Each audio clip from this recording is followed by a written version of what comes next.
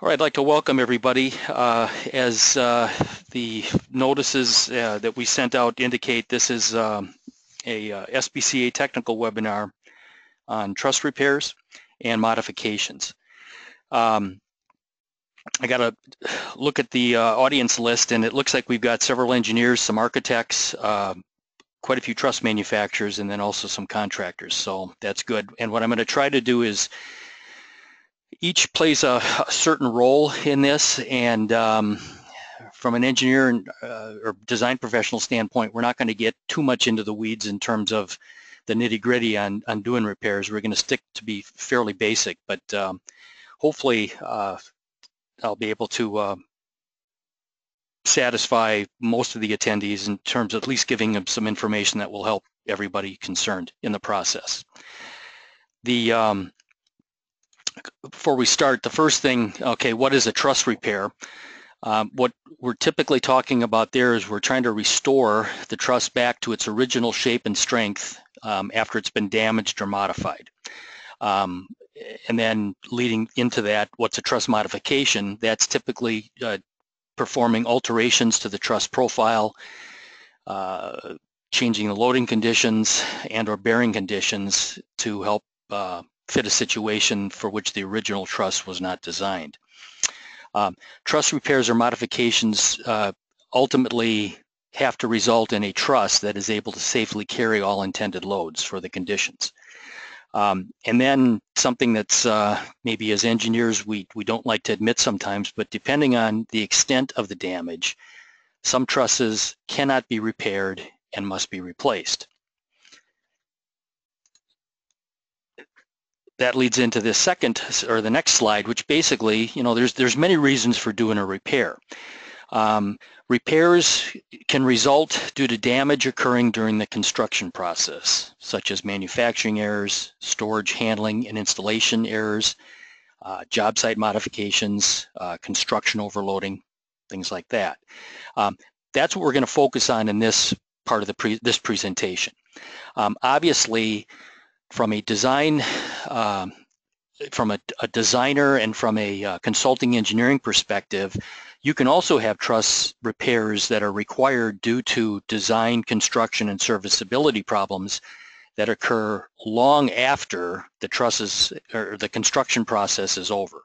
And that's really not going to be the focus of this presentation. We're going to stick to the easy part today, and that is that, you know, the repairs are fairly simple because everything's still in the construction process when we find this out, or when it's determined that repairs are required.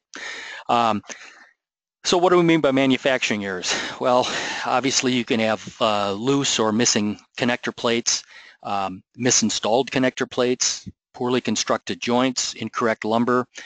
You know, let's see if I turn my pointer on.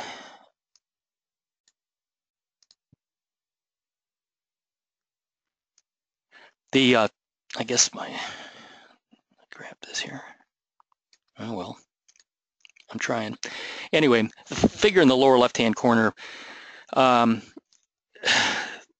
wane that you see on that that 2x, that member that's used in that web. And obviously, wane basically occurs when you're, you know, cutting rectangular shapes out of a round or semi-round log, and eventually you're going to get in a situation where you can't get a complete rectangle cut out of it because you've got the curvature of the edge of the log. What the problem, you know, that's allowed by the grading rules, do allow a certain amount of wane in lumber. When you build a truss, however, that's not necessarily a good thing because that wood is missing from that location. You don't have a rectangle, and it's kind of hard to plate something like that. So that should have been picked up at the plant. So that's definitely an example of a manufacturing error. Notice it's all installed and everything is good to go. And I don't know much about that photo, but who knows, this could be 10 years after the fact that somebody finally noticed that. Photo in the lower right-hand corner, obviously that's not a very tight joint. TPI-1 has got quality control or quality assurance criteria for how tight the joints should be and so on and so forth. And trust me when I say that that is outside of the tolerances.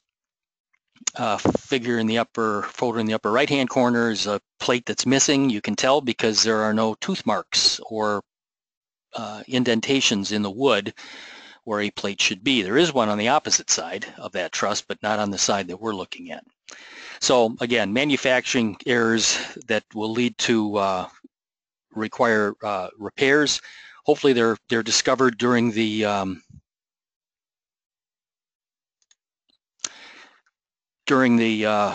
construction process, and they can be repaired before the trusses are installed. Storage and handling errors. Trusses work very well once they are restrained and braced and carry loads that are applied within their plane, but they're fairly weak when they're bent out of plane. And this can obviously cause damage to the truss. Typically that shows up in the form of broken lumber or missing lumber, i.e. been knocked out, or damaged plates and joints. Again, fairly easy repairs. Hopefully they're discovered during the construction process, and they can be repaired easily and accordingly. You can also get into repair requirements due to insufficient restraint and bracing. Obviously the photo at the left is during installation. They don't have enough diagonal or lateral restraint and diagonal bracing on these trusses, and just the weight of the trusses themselves now have started the top cord to buckle, and these trusses are pulling out of plane. Takes a little bit of energy to do this. It also takes some energy to pull them back and to fully restrain them or get them into their true plumb and in the plumb position that they were intended for.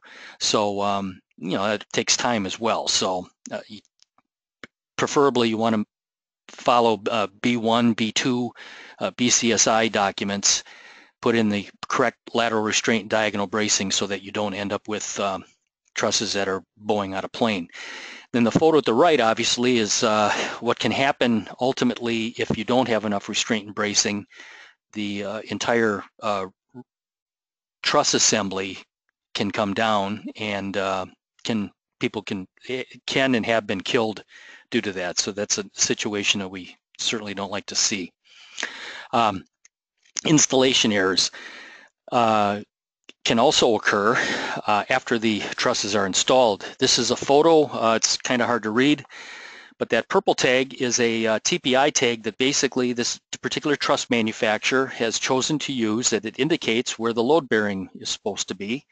And that joint is supposed to be, looking at that photo, probably about, I guess the wall is supposed to be about 12 inches to the left to where it is. Obviously, you'd like to think whoever's installing these trusses is going to be smart enough to figure that out when they're installing it and realize there's an issue, but unfortunately in this case, this truss was installed where that, for whatever reason, whether the truss was, you know, designed, that the bearing changed, and you've got a truss that needs to be repaired. You can also have job site modifications. The figure at the left, obviously these trusses have been in place for quite a while. This is some type of an attic HVAC unit that was installed who knows how many years ago, and there was a truss web that was in the way, and so wood is easy to cut and remove, and so it was removed and this unit was installed. But the contractor did cover what he or she was doing by installing that scab piece, vertical scab piece, to make everything all well and good. I guess, you know, one can't complain. I don't know how this was originally discovered, but there's a good chance that it wasn't discovered by there being a sag in the ceiling or anything like that. Somebody maybe one day got up in the attic and said, hey, isn't there supposed to be a web there? You also got the photo on the right-hand side, again, where, you know, due to change in plans or whatever, the trusses that were sent out to be installed are interfering with the support in this photo. And so in this case, the trusses have been field modified, so, and a repair is going to be required. In this case, I believe the vertical that's installed there, the vertical 2x4, is just to help keep the pieces all up and so they, don't sag too much before a repair is going to be, repair drawing is received for that. There's nothing wrong with that as long as obviously that needs to be repaired. You can also have job site modifications where people go hog wild in drilling holes through trusses. This is a bottom chord or several bottom chords of a room and attic truss where the electrician must have got a brand new drill for Christmas. You can also have overloading problems during construction. You see this, actually this is pretty typical, and usually obviously this is very hard to detect unless there's a problem that occurs either when this is happening or during the construction process, where all of a sudden they notice that, hey, there's a lot of sag in these trusses. It's very typical to install bunks of the sheathing up near the ridge, which is really one of the worst places to install it. You also, in the photo on the right-hand side, very common to install the roofing materials, again, at the ridge, which is not a good practice, but it's done all the time, unfortunately.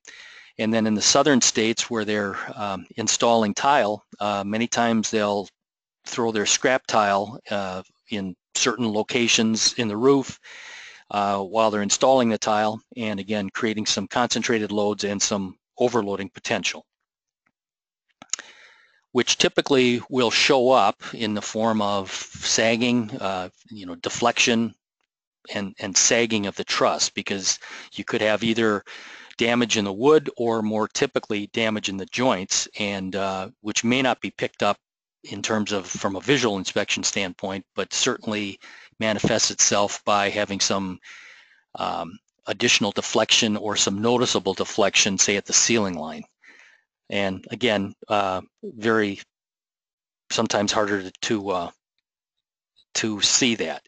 You can also have loading after the fact. In this particular case, the photo at the left was some damage on some roof trusses where the webs basically have pulled out of this particular joint.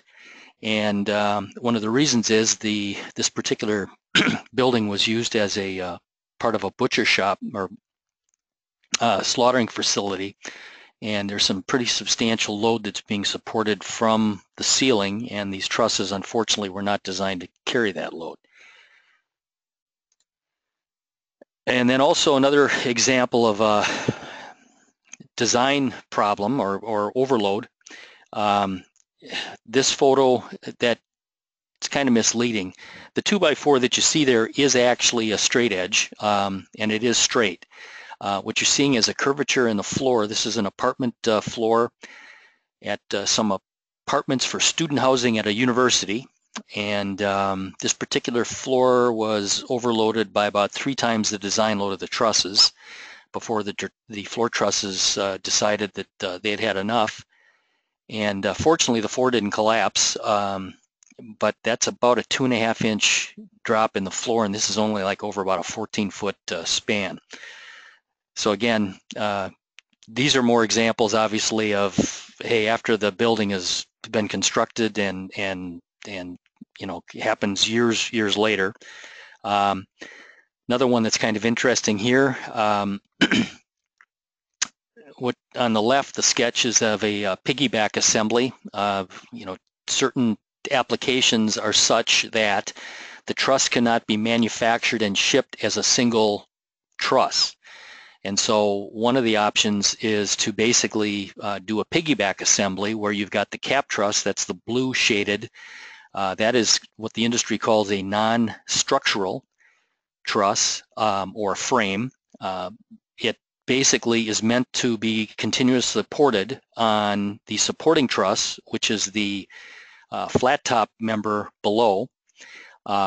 The truss design drawings would indicate on the horizontal top chord of the supporting truss what the maximum on-center spacing of the lateral restraints or purlins has to be. And then if either the building designer, preferably, or you can go to BCSI B3, and that will provide some general guidelines and prescriptive guidelines for installing diagonal bracing to the top chord of the supporting truss. The photo at the right is of a 80-foot span, so the supporting truss in this particular case was 80 feet. The flat portion of the supporting truss top chord was 40 feet. This is a roof that is, at the time the photo was taken, I believe it was 7 or 8 years old. It is the roof over a convention center at a hotel that had the below, it was a big open room where they had folding partitions that they would move on tracking to form different size rooms. And about 6.5 years after the building was built, on a summer day, they noticed that they couldn't move the partition stacks. They were sticking. So they went up in the attic space and adjusted the rail assembly, raised the stacks up. Well, that worked for about 6 more months, and then they noticed a problem again. Well, that's when they went up and got in the attic space and looked up, and they noticed that the top chords were buckling out of plane. And if you notice, the contractor did an excellent job of installing the 4x2 purlins per the truss designs. What was not installed, however, was diagonal bracing. So what happened was when the trusses started to buckle, even with the laterals, all that happened was everything buckled in the same direction. And then that caused some additional deflection, which then came down, and they noticed it by the sticking of the partitions. An interesting problem. These are obviously getting a lot more difficult to solve when you're at this stage in the game. You can also have where the trusses were, photo in the upper left-hand corner, the trusses were installed. There was a particular bow. They didn't catch it. They just went ahead and installed the plywood over the trusses. Typically what you'll see in a case like this is not only is there a little bow in the truss, which isn't necessarily a deal breaker, but a lot of times they'll miss the nailing from the plywood, in this case, down into the top chord of the truss, which can cause more problems because now really that top chord's not restrained by a fastener. It maybe is by the coefficient of friction between the top chord and the sheathing, but it's certainly not restrained with the fasteners. So that's one problem. Lower left-hand corner, when I talked to the engineer about this, he sent me some pictures. This is actually a roof of a pavilion at a fairground. The best he can figure out was that these trusses were probably installed with a bow in them, and then they went ahead and had to come in and fix it. Now, in this case, that is a wood planking that they're using for the roof, so it is possible. I mean, the diaphragm resistance provided by that is not as good as, say, if you're using wood structural sheathing. But again, the engineer that looked at this, or actually he wasn't involved in this, he happened to be attending the fair and looked up and saw this. He figures that they probably were installed in that shape, and it wasn't caught until it wasn't caught by someone who cared anyway until after the fact, and then they went in and braced them. And then the one at the right, that's a 4-ply girder on the end of a hip. Couple of problems there. First of all, those trusses are, each ply, they were not attached properly, so you're getting some separation in terms of the between the plies. The other thing too, notice that the top chord is installed below the roof sheathing, so it is not being restrained and braced, and what you're ending up is getting some buckling occurring. Again, repairs are needed. Not going to be an easy situation to repair the trusses. Okay, so continuing with the introduction. Trusses are typically designed for a specific application. Therefore, truss repairs or modifications must be analyzed on a case-by-case basis. Yes, there are some situations where you can have a standard repair, but trusses are a designed product, and so they need to be looked at on a case-by-case basis. Whoever's doing the repair designer, needs to be provided with accurate information.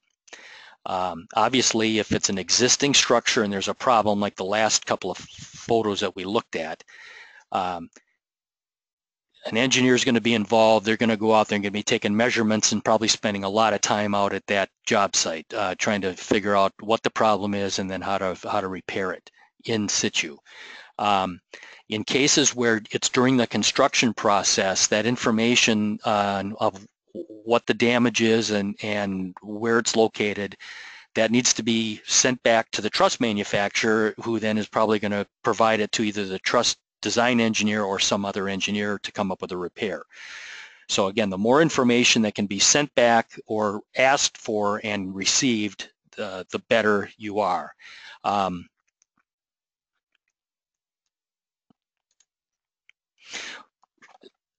The typical parties involved in the repair process would include the contractor, truss manufacturer, and repair designer. Okay, so what does what I want to do now is give a real brief introduction about metal plate connected wood trusses for those of you that may not be that familiar with them. And then we're going to talk about what's in the building code, what's in ANSI TPI 1, and what's in BCSI in terms of how to handle truss repairs. We'll go through the more common truss repair materials or materials that are used in truss repairs, and then finally go through some very basic repair examples. Okay, so this is a truss. What we're basically looking at is some of the definitions or the definitions of some of the components that are in a typical metal plate connected wood truss.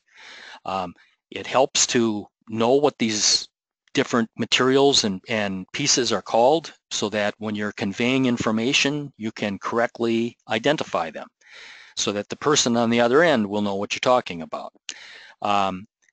Each joint is where the web meets the top chord and the bottom chord, and those joints are attached, those members are attached together at the joint using the metal connector plates.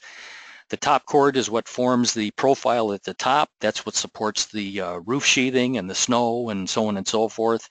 Bottom chord is that's the flat portion going across on the horizontal. That supports the ceiling. And then the webs is the lumber in this case that extends between the top chord and the bottom chord.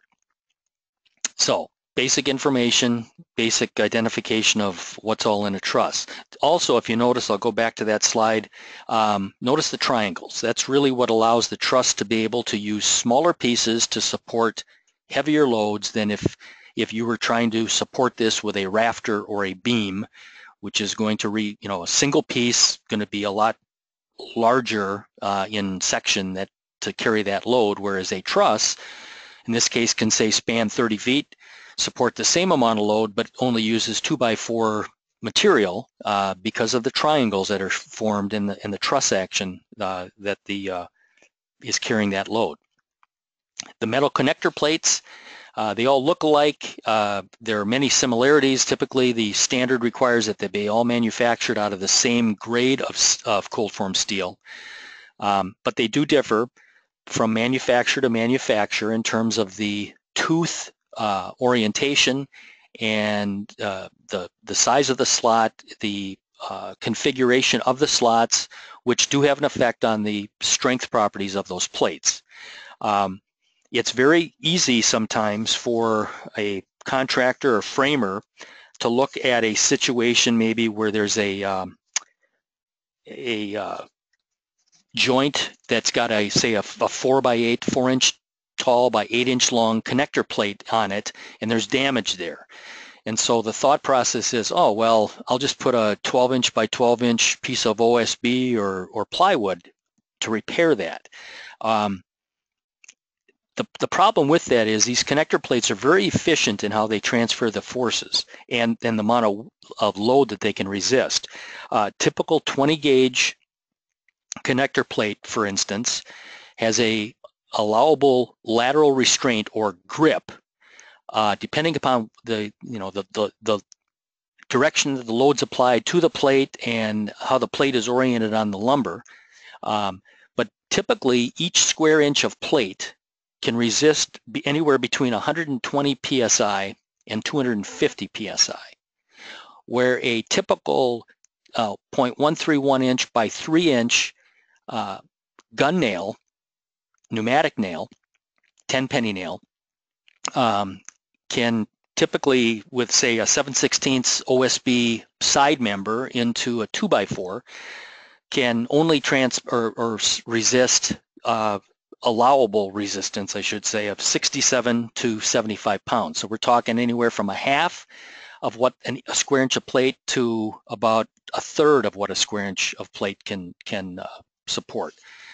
So plates are very efficient in how they resist and transfer the loads, and that's why many times the repairs, if you're using gussets, will look be it like you're trying to sell somebody a whole lot of OSB or plywood, but there's a reason for it. Some basic design concepts with trusses. Again, we talked about the triangulation. Typically the loads are applied to the truss, and then those loads develop internal stresses in the truss members, typically in the form of axial, some bending, and some shear forces. The truss design software that is used to design metal plate connected wood trusses is typically proprietary software that is usually the connector plate companies, the manufacturers of the connector plates have developed their own software. This software is dedicated exclusively to truss design, and where it's different than some of the more generic analysis tools that are out there, such as RISA or what have you, is that the design software for metal plate connected wood trusses does a very good job of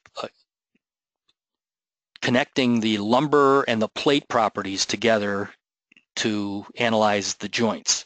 And again, it's proprietary, so one manufacturer's software, if you run a truss in that, you're not necessarily going to get the exact same design as you will if you're using somebody else's software. So what's the correct procedure for repairing damaged trusses? Well, the building code, the IBC in section 2303.4.5 and the IRC, which is the International Residential Code, in sections R 502.11.3 and R 802.10.4, has a section in it that says alterations to trusses. And in there it says that truss members and components shall not be cut, notched, drilled, spliced, or otherwise altered in any way without written concurrence and approval of a registered design professional. And the red is I put the red in there. Many times for the repairs that we see, it unfortunately is long after, we're notified long after the repairs and modifications have been done, okay? Technically speaking, if you're going to follow the building code, you need to get written approval before you do it. I understand that that's not many times possible, and so as a result, it's done, and then they need a repair after the fact to fix what they did. Many times that is fine, repairs can be provided. But if you remember from an earlier slide, there are certain instances where, guess what, you just bought yourself a new truss. This alterations also goes on to say that, you know, any additional loads to the member, such as, you know, HVAC equipment, piping, additional roofing, insulation, is not permitted without verification that the truss is capable of supporting such additional loading. Okay, so that's in the building code. And if the building code is adopted, that's the law of the land, so to speak. There's also information in ANSI TPI 1, which is the National Design Standard for Metal Plate Connected Wood Construction. This is a standard that is referenced in the building code for the design and manufacture of metal plate connected wood trusses. In section 2.3.4, there are requirements of the contractor for both pre and post installation checks. The contractor is supposed to be examining the trusses that are delivered to the job site and looking for any problems, hopefully prior to erection, such as dislodged or missing connector plates, cracked, dislodged, broken wood members, or any other damage that he or she thinks may impair the structural integrity of the truss. Okay. In the event that they discover such damage, they should ensure that the truss is not erected. However, that's not always, sometimes they're going to find it after it's been installed. And if that's the case, what they need to do then is shore that truss up, not add any load to it until the truss can be repaired adequately. In the event that they do find damage, the first thing they should do is contact the truss manufacturer and the building designer to determine an adequate repair and construct the repair in accordance with the written instructions and details provided by the repair designer. All right, so you've got the building code requirement, you've got the ANSI TPI 1 requirement, that's part of the building code. Both of those documents you're not going to find on a job site. So there's also additional information provided in BCSI B5, which many times, at least a summary sheet of this, many truss manufacturers do provide as part of the job site package that are shipped out with every truss, BCSI B5, which recommends the following steps to correct damage, job site modifications, or installation errors. First of all, temporarily brace and support the truss that's got the damage or modification errors, that type of thing, to prevent further damage to the truss and danger to the workers. And then report the damage, alterations, or installation errors to the truss manufacturer immediately, providing, if possible, the following information. Again, we're talking about damage that's occurring or repairs that are required due to damage during the construction process. So everybody's working with one another. In this case, the contractor certainly knows who the truss manufacturer is, and they can contact the truss manufacturer, give them the job name and number, the truss identification mark, the location on the truss in the placement diagram, if one is provided for this job. Is the truss already installed? Yes or no?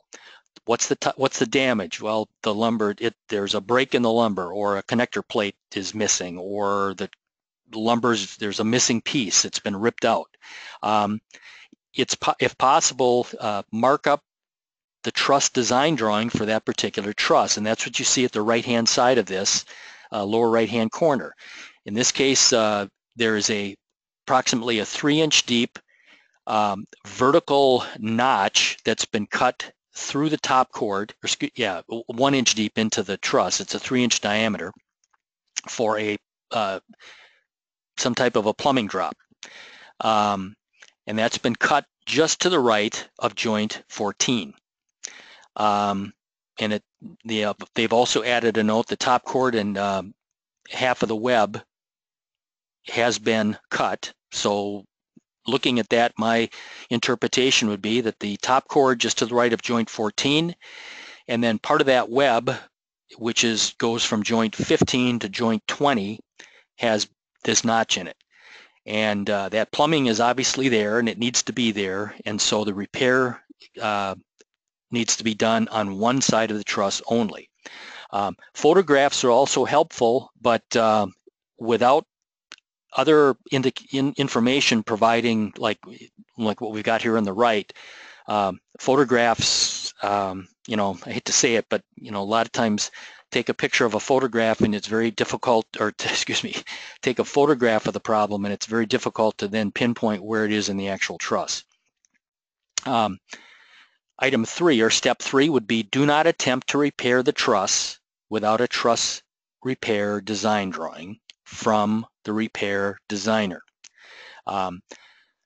Photograph at the bottom, there's been some plate damage, and so whoever was installing, or somebody looked at that and said, well, we really need to repair that. Well, we'll just add a piece of plywood, which is in this case even smaller than the plate, and nail it on, and everything should be fine. Well, not necessarily. And unfortunately, by doing a repair, sometimes you are making you're adding additional cost, and because now we got to basically repair the repair. So again, shore the truss up if it's installed and get the information to the truss manufacturer and wait for the repair drawing to come out, and then do the repair in accordance with what's shown on the drawing. Prior to beginning the repair, if the truss has not been installed, lay it flat and do the repair. Lay it flat on a solid level surface. If the truss is already installed, obviously you've shored the truss up, and then you basically apply the repair to the installed truss, but with as little load on it as possible. And follow the information that's on the truss design drawing, making sure to use the correct materials as specified. Lumber and fasteners are not all created equal, and you got to pay attention. If a nail is called out, hopefully the truss repair designer is going to have specified a nail that is typically found on the job site. If not, there needs to be communication as to why that repair cannot be done as shown, with the materials as shown. Keep the repair design drawing in case the building official, building designer, or owner requests it. And as I just mentioned, if the truss repair cannot be done as specified, don't use it, but get in contact with the repair designer in terms of what the problems are. Why can't it be done? Okay, repair materials. Again, from an engineering perspective, we try to keep it simple. These are not rockets that we've got here. These are just metal plate connected wood trusses. So, to repair, typically what's used is lumber, plywood, OSB for gussets, and nails. That's the most common materials that are used. Keep it simple. Also, a sheet of OSB costs of 7/16 OSB probably runs you about $7.50 for a 4x8 sheet. Okay, so yes, maybe a 15.5 by 13 7/8 inch size gusset technically would work.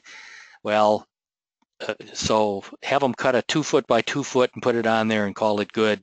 You got some added factor of safety, and it's probably going to be cheaper because somebody doesn't have to get out there and try to figure out how to, use their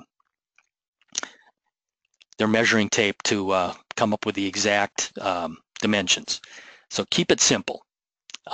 Nice round numbers, and use material that's commonly available.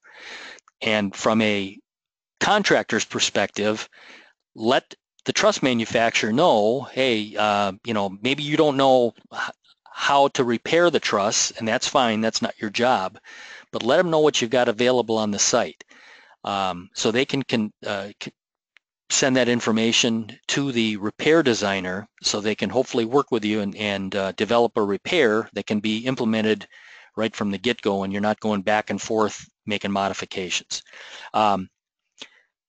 Trusses do use, typically, what you'll find in metal plate connected wood trusses is you do find mechanically graded lumber, such as MSR, machine stress rated, or MEL, which is machine evaluated lumber. Now, this lumber is not typically available at the lumber yard, at a local lumber yard, and so you need to, the truss design or the repair designer needs to be aware of that, and hopefully can do the repair in material, again, that the contractor can go to the local lumber yard and pick up, or maybe can buy from the truss manufacturer, and then the truss manufacturer, if that's possible, can send that material out to the job site to do the repair with. The last bullet point on this particular slide is a plate press available. Some truss manufacturers have a plate presses that they can send out, hydraulic plate presses that can be sent out, and some repairs, if missing plates or what have you, they can go ahead and send out plates and install connector plates either where they were missing or where they have fallen out, and that again makes for a pretty clean repair. But again, not everybody's got a portable plate press. So what are some common repair materials? And what's the definitions? Obviously, if it's a broken cord member or web member, we're typically going to repair that, if possible, with lumber scabs on one or both sides.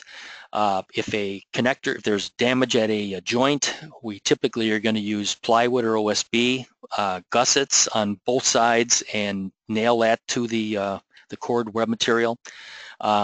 Sometimes you could use nail-on plates. The only concern with that is if you read the fine print in some of the manufacturers of the nail-on plates, they don't list what the structural properties are of the plate, and more importantly of the plate with the nails in them. So you got to be careful. Like a nail-on plate, again, a lot of times the nail-on plates that are sold are more for aesthetic applications and not really for structural applications. So, and as we talked about before, yeah, it is a cold form steel plate, but you're attaching it with nails, and nails are not nearly as efficient as the punched teeth in an actual connector plate. And so you may not be able to get enough nails into the member to transfer the forces. Or you may be able to get enough nails into the member, but now you've exceeded what the NDS allows for nail spacing and so on and so forth, and you've basically now destroyed the wood because you've made Swiss cheese out of it from driving all those nails in. So we do show a nail-on plate here, but that's not typically very common. So what are some common materials, and where do you find design information on them? Again, OSB and plywood, wood structural sheathing is how the building code defines this. This is the most common forms of wood structural sheathing. Typically sold in 4-foot by 8-foot panels. Many thicknesses and span ratings. What I find is typically what we'll try to do is specify OSB for the repair for gussets. We do that because, number one, OSB is typically much more common wood structural sheathing that's available than plywood. And so try to go with what's commonly available, and also try to specify common span ratings or thicknesses of that material that's used in the area that the repairs are being done. 7/16 is by far and away the most common sheathing product. It's typically found all throughout the United States. That's a 24/16 span rating. And then for floors, typically they're installing a 24OC span rated, it's 23/32 inch thick single floor type of product, tongue and groove. And so 23/32, 24OC, 7/16, 24/16, by far and away the most common thicknesses and span ratings of wood structural sheathing that's available throughout the United States. The other reason for specifying, say, OSB over plywood is the OSB, because it's a manufactured and pressed product, typically has a higher equivalent specific gravity for dowel bearing, which, in other words, you can get a higher nail value because in using OSB than you typically can with plywood. So again, it cuts down the number of nails, makes the size of the gusset requirements a little bit smaller. Lumber, again, typically used in trusses are built with lumber, so obviously if you're going to use them for scabs, you want to use dimension lumber. Like I indicated before, the concern there is if you're using, if the truss is designed with a really high grade of machine graded lumber, you want to make sure that the material that you're using to repair it is strong enough to carry the design forces that truss is carrying.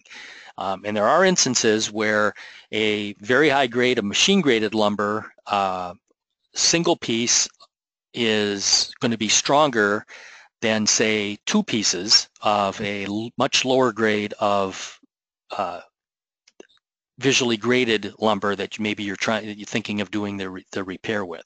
So you just got to be careful. It doesn't happen very often, but it can happen. When you do get into situations, let's say the repair is in a location where they can't get the machine graded lumber from the truss manufacturer, they have to go to a higher grade of material. Well, that's when you can think about using structural composite lumber such as LVL or PSL, Paralam, or laminated strand lumber, LSL. Can be used as scab material because that typically these products will have higher design properties than some of the more commonly visual grades of lumber. Some instances may require that a manufactured scab truss be designed and manufactured. What that basically does is, in this particular case that you see on the right-hand side, this is a scissors truss that has to be, because of the depth of the truss and the span, can't be shipped down the road, so they send it out in 2 halves, and then they attach the 2 halves at the peak, in this case with a scab truss on one or both sides, depending on the design. And sometimes repairs require this, where the forces are such that, hey, we've got to, basically this section of the truss has got to be repaired, and the only way to do that properly is to have a scab truss sent out, or scab trusses sent out and attached to the truss at that location that basically replaces the damaged part of that truss now with the scab, which then is in turn is tied back into the truss to make everything whole. Nails. Typically, you look in the building code and everything seems to be written as common wire nails. Well, those are hand-driven nails, and not many contractors drive nails by hand anymore. Most everybody's using pneumatic nails, and so again, you want to make sure that in specifying the nails used, if you don't know what's typically used on the job site or what's on the job site, that's the time to ask questions, or the contractor, when they're submitting that a repair needs to be done, could let them know what type of gun nail they typically use or they have on site. We usually do a lot of our repairs using a 0.131 by 3 inch 10-penny pneumatic nail. That's a very, very, very common nail that's used, and it's found all over the United States. One thing here that, again, paying attention to what's called out on the truss design.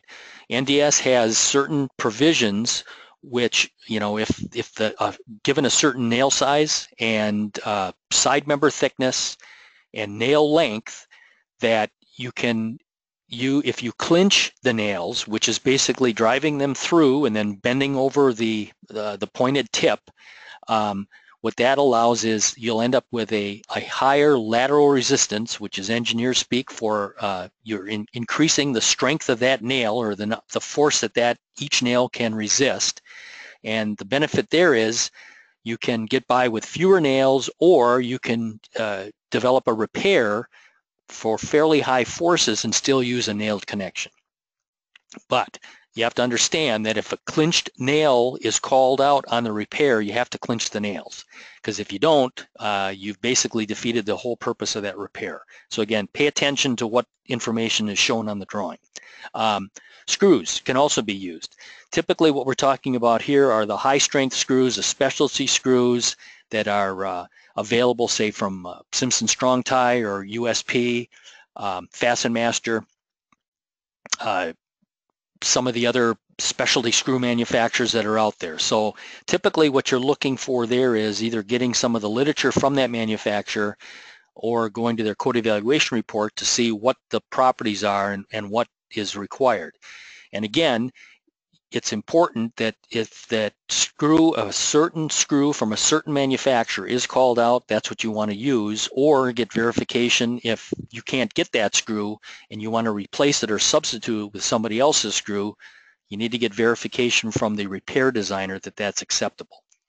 Then finally, bolts, not really used a lot for repairs of metal plate connected wood trusses for a connector, but typically what we're looking at is a bolts such as ASTM A307, standard A36 steel would be your most common bolts that are used if you're going to use a bolt.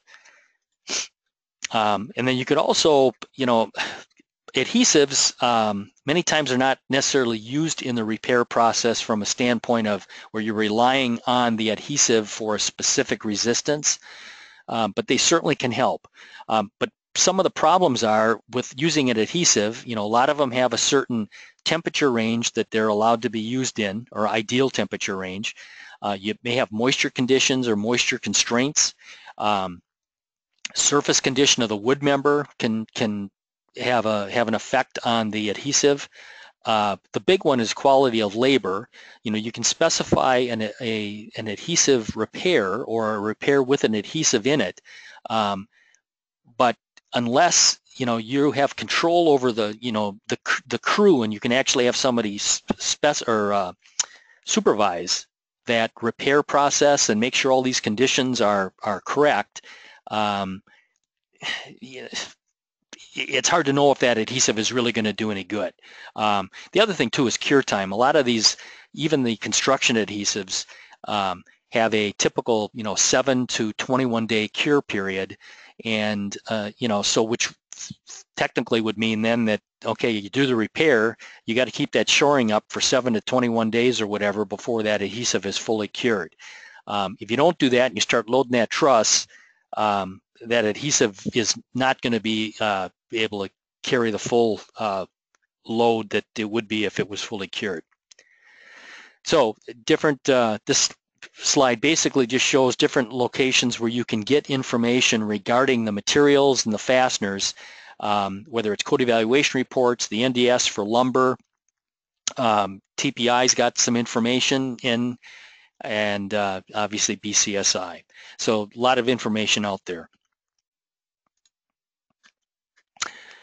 Forces to be considered when preparing a truss repair drawing would be axial forces, tension or compression, shear forces, and then moment, which is basically a force that's applied that causes a rotation or a torque, if you will. So let's do a couple of basic repair examples. And again, what we're looking at is, okay, we've got this truss, it's basically been loaded, and typically the nomenclature is if it's negative, it's in compression. If it's positive, it's in tension. And when you're evaluating forces in the same member, if it's the same sign, you're going to subtract. If it's a different sign, you're going to add the two components together.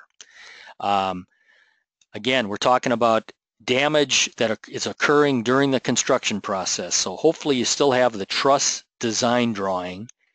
And on that truss design drawing, for each member, you can look and see for all the different load cases that have been analyzed, what the maximum compression forces and tension forces are in that member. So for instance, if you look at that figure on the right-hand side, which is a blow-up of what's on the left, between joint 5 and 6. 6 is the peak, 5 is the top chord joint just left of the peak.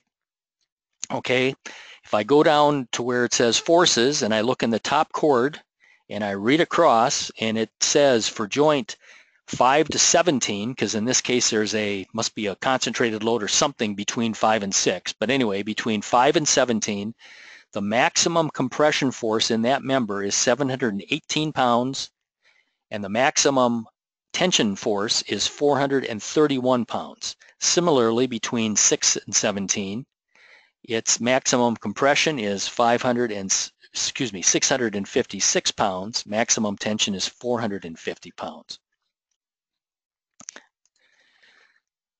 So once I have that information, I can go ahead and start doing the repair. Now, let's take a look at this example, different truss, different forces, okay? But this case, I've got a metal plate connected roof truss. It's spaced at 24 inches on center, supporting load that is top chord live load of 20 pounds per square foot, top chord dead load of 10 pounds per square foot, and bottom chord dead load of 10 pounds per square foot. The load duration that's being used here is a 1.15, which typically is for snow or 3-month load duration.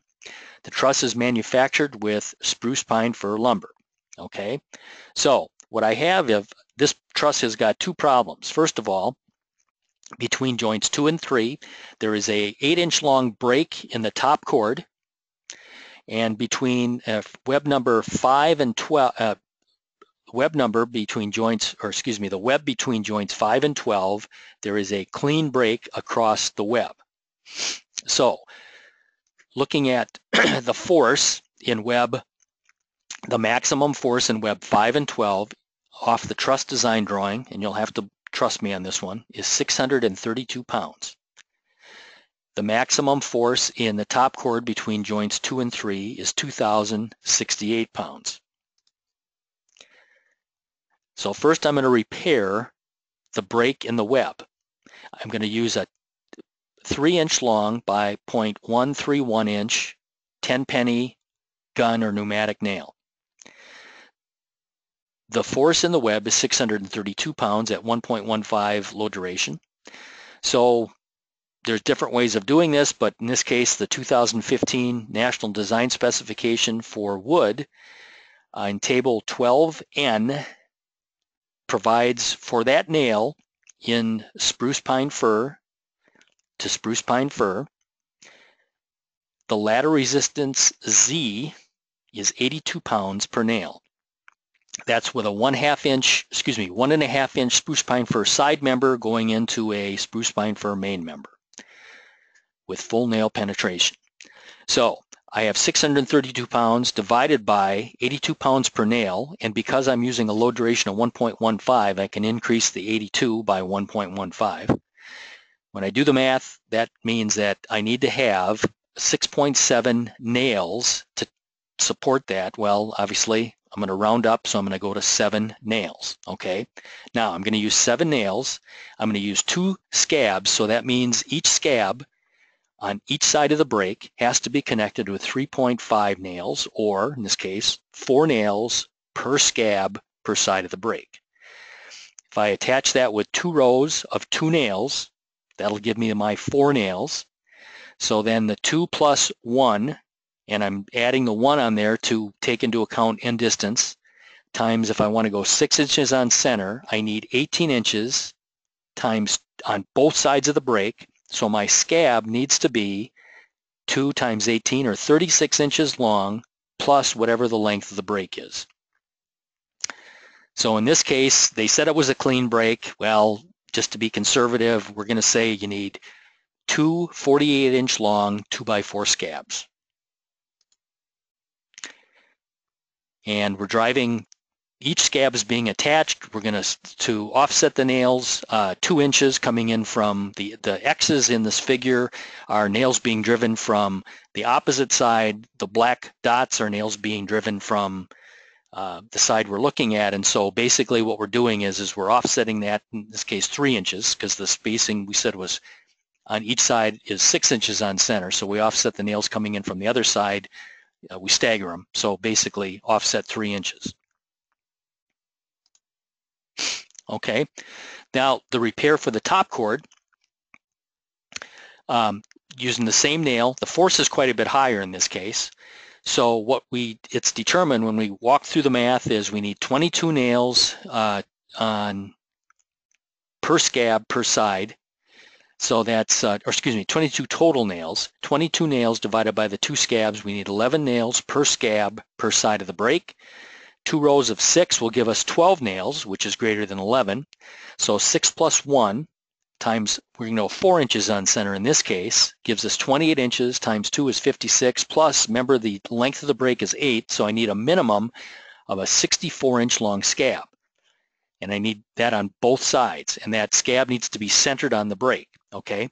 Now, what about the grade of the scab? Well, again, this is where you'd want to be checking to make sure, you know, what we know it's spruce pine fir. What's the grade of lumber that's used in the truss design drawing? Or let's say it's a higher grade. Can we get by with using a lower grade but using 2 scabs? That's where you'd have to verify the strength of the material that you're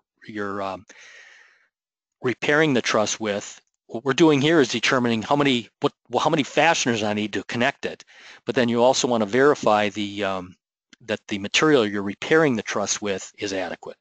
Okay, Then what about the bending? The top chord's going to have bending moment in it, okay? All we're doing here and all the truss design drawing is giving us is the compression forces, in this case, or the axial forces. There's different ways of doing that. Sometimes it's just a matter of you take the axial force, you increase it by a certain factor, say 1.3, 1.4, to kind of account for bending moment, and then because you're increasing the axial force, obviously you're going to need more nails, makes your scab longer. So again, there's different ways, you know, kind of a rule of thumb, or you can get into the nitty-gritty of analyzing to make sure that that scab is adequate to carry the axial forces plus whatever bending moment you've got. But just something that needs to be considered when you're doing these repairs. Second example would be a damaged connector plate. In this case, it's at joint 12. We're going to repair it with a 7/16, 24/16 span rated OSB gussets. And for those of you that are on this call, we probably got about another maybe 5-10 minutes to go. So hang in there. So in NDS section 12.1.6.5, that's where it talks about the provisions for if you can take the double shear clinched nail increase, okay, for the nails. And those are, first of all, it needs to be a symmetric connection. So that means in this case, I'm going to put gussets on both sides, okay. My nail diameter has to be no greater than 0.148 inches, okay. Well, I'm going to use a 0.131 inch nail, so that's good. And then the nail needs to extend at least 3/8 of an inch beyond the side member that the point is driven through. Well, I've got a 3-inch long nail, okay. I'm going to put 7/16 on both sides, so 2 times 0.438, plus I've got the thickness of the bottom chord, which is 1.5 inches. Subtract that from 3 inches, I have 5/8 inches of that nail tip, you know, everything considered equal, it's going to stick out on that opposite side. That is greater than 3/8 of an inch, or excuse me, it's got to be greater than 3 times the diameter of the nail. Well, 5/8 of an inch is greater than 3 times 0.131. So in this case, all of the provisions and the requirements for nail clinching are met.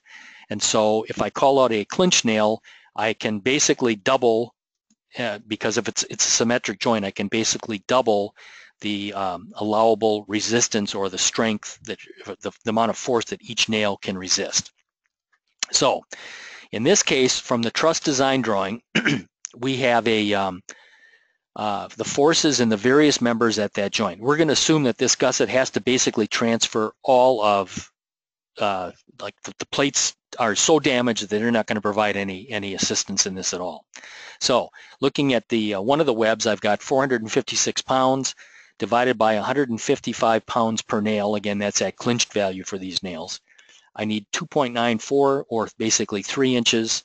I've got gussets on both sides, so I really only need 2 nails per gusset per side to be able to transfer that 456 pounds. Similarly, web 512, I need 632 pounds to resist. I can get by there with 2 rows of 2 nails.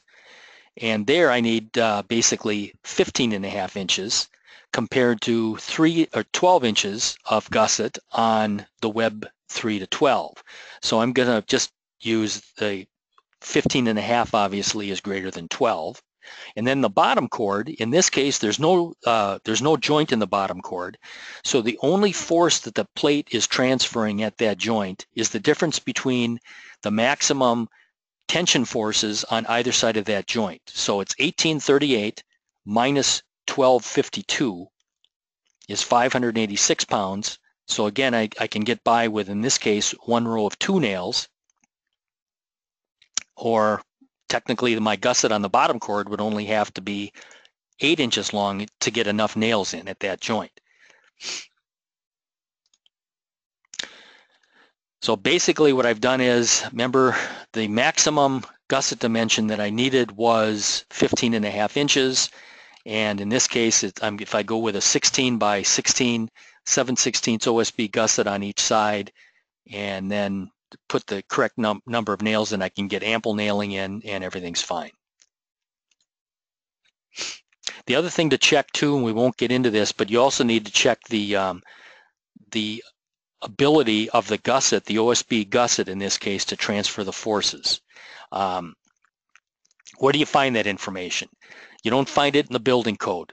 The wood structural sheathing, the information that's in the building code, typically these products are used in obviously sheathing applications where the span rating tells how far apart the supports, what the maximum spacing of the supports is if that panel is installed to basically support loads from snow or wind loading that's applied, perpendicular to the plane of whatever that panel is attached to.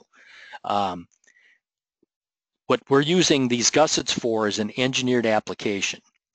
And so we need design properties. Well, most of these are commodity products and there really are no design properties. Chapter M9, which is titled Wood Structural Panels, and in this case I'm referencing the 2012 edition of the American Wood Council's ASD LRFD manual for engineered wood construction, includes some industry recommended design properties for these various span rated OSB and plywood sheathing products. These are industry recommended. They are not technically part of NDS, but they will give you an idea in terms of what the allowable shear and tension values are for these products. And in this case, the shear through the thickness, which is obviously something where we have to be able to transfer those forces through these from the connection into the gussets and then out of the gusset back into the member, is for OSB quite high. It's for the 7/16, it's 165 pounds per inch or 330 pounds per inch per pair of gussets.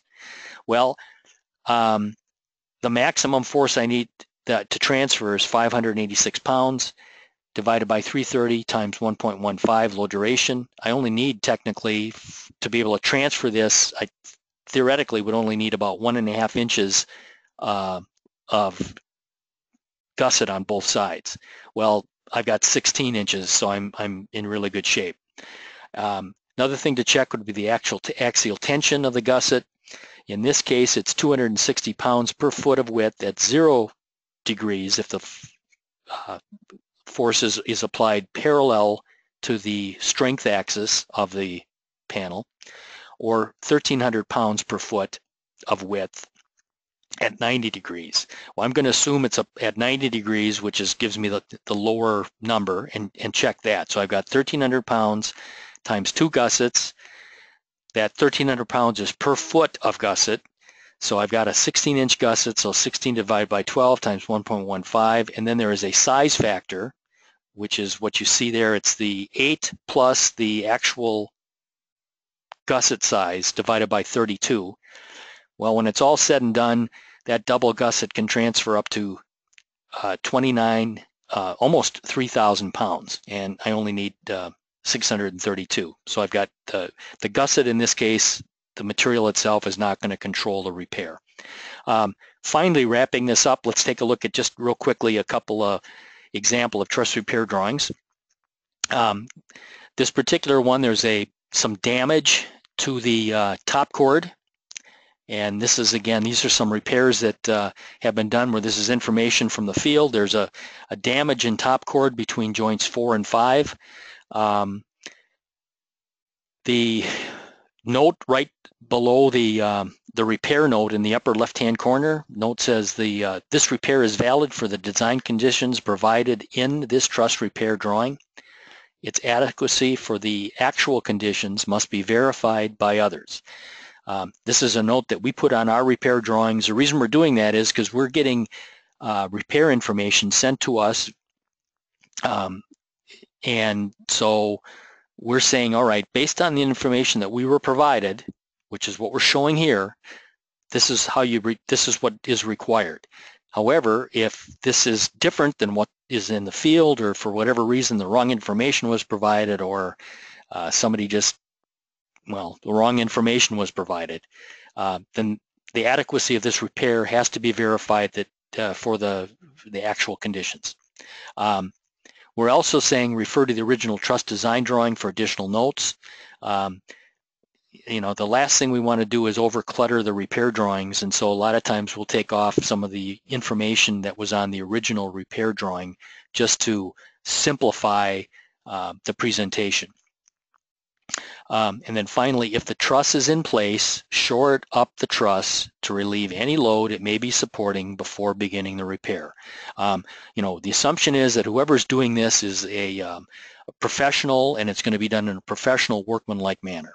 But again, stating again what we've seen in both TPI 1 and BCSI B5. Shore the truss up, relieve as much load as possible, and then do the repair. In this case, we're also assuming, if you look at the note on the right-hand side, says repair assumes that damage does not extend within 6 inches of joint 5. So in other words, we're assuming that the joints are fine. The damage is solely restricted to the top cord, as shown. And in this case, below the sketch of this truss, in item A, we say apply a minimum of 2 by 6 by 7 foot southern pine or SPF number 2 scab to one side of truss centered on the damage. Attach with 2 rows of 10D 3-inch long by 0.131 inch nails, spaced at 4 inches on center.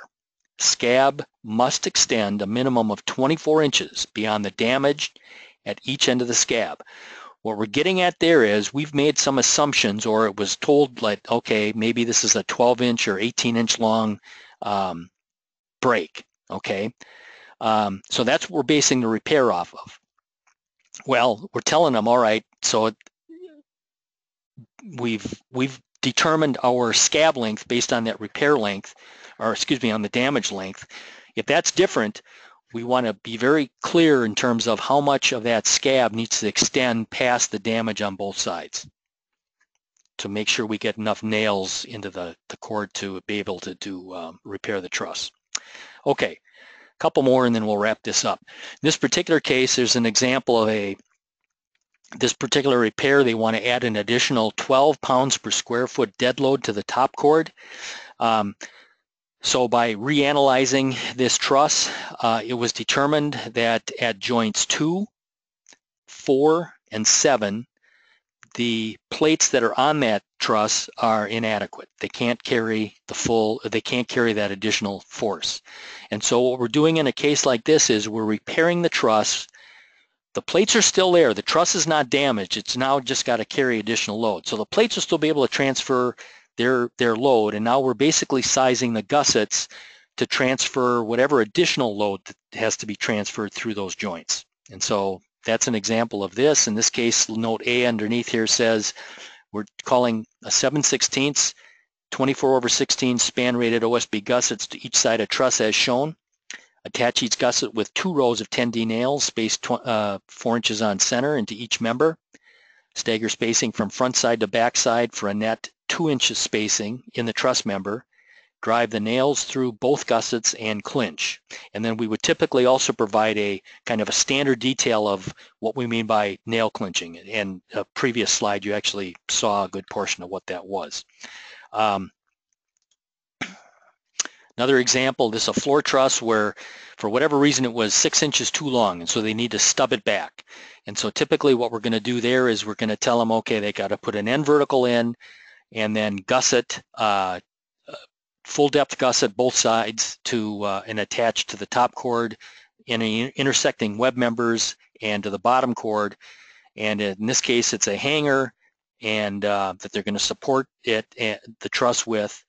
And if you look down in the note C, where we're calling out in this case 23/32 or 48/24, 23/32, 48/24 span rated or 24/0C span rated OSB gussets to each side of the truss is shown.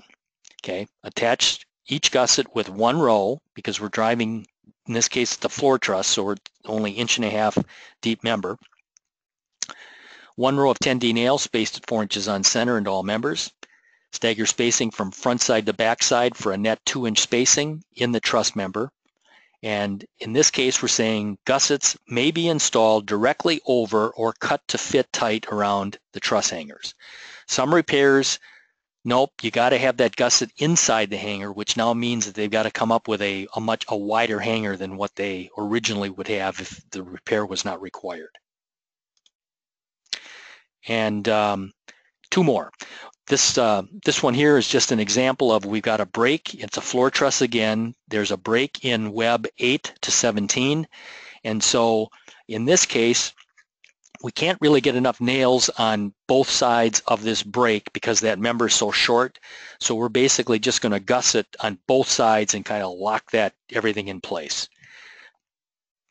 And then finally, this is a modification. It's not really a repair. The original truss was designed with a flat bottom cord. However, the homeowner wanted to have a coffered ceiling, and the salesman couldn't say no, and so basically this is a modification, and these can get to be rather time-consuming, rather ugly, not only to try to do the repair or to design the repair, but then also to try to do them in the field, because you've got to add material, new members, and usually the gusset sizes are fairly large. All right, with that, that's it. I want to thank everybody for attending, and if you have any questions, please feel free to send them to SBCA. Go to our website. You can log on to sbcindustry.com, and a lot of good information there concerning metal plate connector wood trusses. All right, thank you for attending.